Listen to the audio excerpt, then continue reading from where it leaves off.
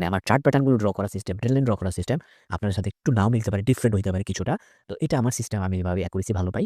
একটু ডিফারেন্ট হবে, আমি জানি। সো এটা আমার সিস্টেম, ওকে? এটা আমার পার্সোনাল এক্সপেরিয়েন্স। আমি নিজের সেটআপ নিজে বানিয়ে নিয়েছি এবং নিজের এক্সপেরিয়েন্স নিজে করে নিয়েছি। হ্যালো এভরিওয়ান, 5 ক্যান্ডেল চ্যালেঞ্জ রিবোর্ড এর ১৯ নম্বর এপিসোড এটা। আমি ব্যাক টু ব্যাক ৫ টা ক্যান্ডেলে ট্রেড করব এবং ট্রাই করব ৫ টা ট্রেডই প্রফিট করতে এবং প্রত্যেকটা ট্রেডের লজিক এক্সপ্লেইন করব। আর যারা বুঝতে পারছেন না এখানে কি হচ্ছে, তারা আমার চ্যানেলে ঢুকে 5 ক্যান্ডেল চ্যালেঞ্জ রিবোর্ড নামে প্লেলিস্টটাকে শুরু থেকে দেখে আসেন। অনেক কিছু শিখতে পারবেন। ওকে?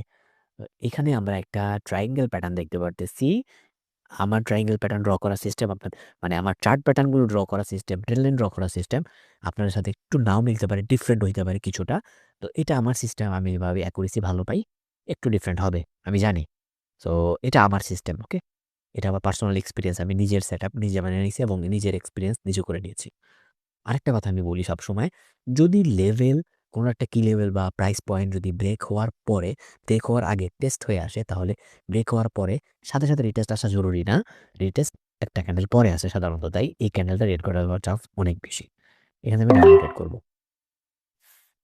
টেস্ট হইলে ব্রেকের পরে সাথে রিটেস্ট হওয়া জরুরি না। ঠিক আছে?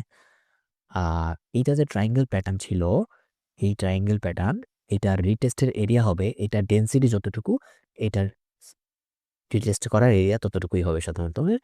এই যে এভাবে এখান দিয়ে রিটেস্ট নিয়ে যাবে। তাই আমার কাছে অনেক বড় অপরচুনিটি আছে। আর এই যে দেখি যদি,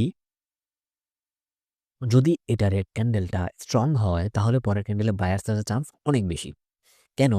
আমি সাইকোলজিটা বলতেছি। এটা তো উল্টা লাগতেছে, তাই না? বাট এটাই রাইট। হ্যাঁ? তো এর আগে আমি আরেকটা কথা বলি। যদি কি হয়, মানে একটা কথা বলি, ডোজি ক্যান্ডেল যদি রিটেস্ট দেয়, মানে রিটেস্ট দিয়ে কন্টিনিউ দেয় প্লাস ব্রেকও করে, তাহলে সেটাকে সাধারণত টেস্ট হিসাবে ধরা হয়। কথাটা মনে রাখবেন, ঠিক আছে? তো কেন? এখানে আমি আপডেট নিই। মানে এখানে বলছি যে কি? যে সেলার্স স্ট্রং হইলে যদি তাহলে পরে বায়ার্স আসার চান্স বেশি। কেন বললাম? সাধারণত এই কথাটা আমি আগের কোনো ভিডিওতে বলেছিলাম। যেই পার্টি স্ট্রং হয় সে চায় কোনো প্রকার খুঁত ব্যতীত পারফেক্টলি এবং লজিক্যালি এবং লিগ্যালি সে নিচে নেমে যেতে নিচে নামার ট্রাই করে। তো এখন তার লিগ্যালভাবে পারফেক্টভাবে কোনো প্রকার খুঁত ছাড়া আরামসে নিচে নেমে যাওয়ার জন্য তার কাছে এখন ওয়ে হচ্ছে বায়ার্স থেকে রিটেস্ট নিয়ে তারপরে সে নামবে। কথা ক্লিয়ার? রিটেস্ট নিয়ে নামবে যাতে কোনো প্রকার বাধার পরবর্তীতে না আসে। কারণ সেলার সেখানে স্ট্রংনেস দেখাইছে। ঠিক আছে? নিজের উইক নিজে ব্রেক করে নামছে। ওকে? তো দেখা যাক কি হয় এবং মোমেন্টাম কি করেছে ইনক্রিজ করে নেমেছে। তো দেখা যাক কি হয়। তো এখানে এটা এনগালফ হইলে আমি আপে ট্রেড করব। আর এটা আপ করে ব্রেক করলে উপরে গেলে এই যে 50 রাউন্ড নাম্বার তাহলেও আপে যাব। ওকে। এখান থেকে আমি আপে ট্রেড করি। তো হ্যাঁ, আরেকটা কথা, যদি এটা কি হইতো, আপনার জাস্ট এই এনগালফ না করতো, ঠিক আছে? তাহলে একটা ভিন্ন চিন্তা করতে হইতো আমার। সেটা কি? তো এই নিচে এই ক্যান্ডেলটা নিচে আইসা যদি এই 40 রাউন্ড নাম্বারকে ব্রেক করত, তাহলেই আমি কি করতাম? এইখান থেকে ব্রেক করার পরে নিচে এখান থেকে আমি ডাউন ট্রেডটা করতাম নিচের দিকে। কথা ক্লিয়ার? এনভেলপ করছে তাই অ্যাপে যাইতে হবে। কারণ এখানে বায়ার্স কি করতেছে? স্ট্রং শো করতেছে। যেহেতু পিছনের ক্যান্ডেলকে এনগালফ করে ফেলেছে বা স্ট্রং সেলার্সকে, হতে পারে এখান থেকে বায়ার্স কন্টিনিউ করতে পারে। যদি কন্টিনিউ করে আপে চলে যায় তাহলে কতটুকু যাইতে হবে? এই 50 রাউন্ড নাম্বারকে ব্রেক করে উপরে যাইতে হবে। তাহলে এখানের এই লেভেলটাও কি হয়ে যাবে? ব্রেক হয়ে যাবে। তখন বুঝবো এই প্যাটার্নটা ফেল করছে। আর যদি এই 50 রাউন্ড নাম্বারের নিচে ক্লোজ দেয়, মানে ডোজি ক্যান্ডেল হয়, তখন আমার এটা ট্রেডটা লসও হয়ে যেতে পারে। তখন আমি ডাউনে ট্রেড করব। ওকে? কথা ক্লিয়ার? তখন কি করব? ডাউনে ট্রেড করব। দেখি নিচে ক্লোজ দিছে। আমি এখান থেকে ডাউনে ট্রেডটা করে দিই। লস দিছে কেন? আমি আগে বুঝতে হবে। হ্যাঁ, গ্যাপ ডাউন দিয়ে লস করায় দিছে। কথা বুঝতে পেরেছেন? আমার এখানে কিন্তু মানে একটু মেবি ডিফারেন্স ছিল। কিন্তু অনেক বড় গ্যাপ ডাউন দিছে। বিশাল বড় গ্যাপ ডাউন দিয়ে আমাকে লস করায় দিছে।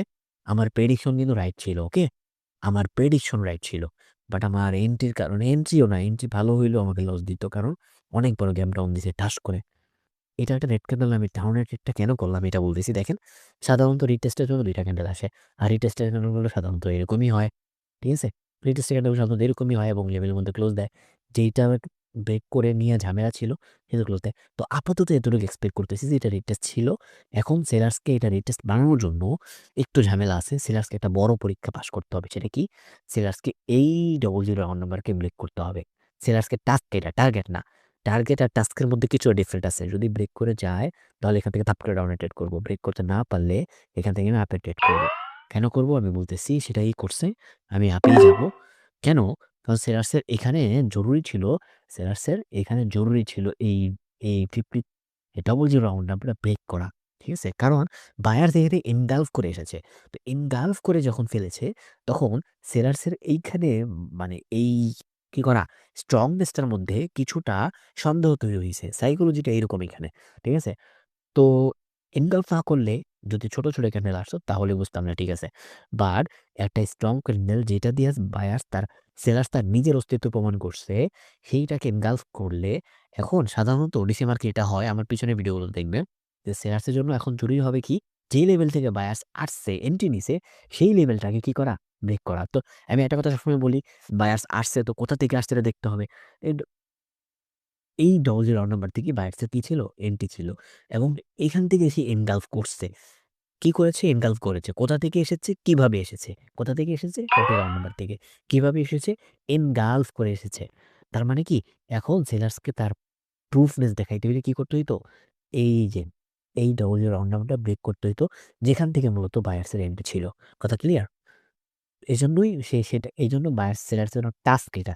টাস্ক আর টার্গেটের মধ্যে কিছু সূক্ষ্ম পার্থক্য আছে। ওকে? তো টাস্ক এটা, টার্গেট না। টাস্ক হইল কি এটা ব্রেক করা।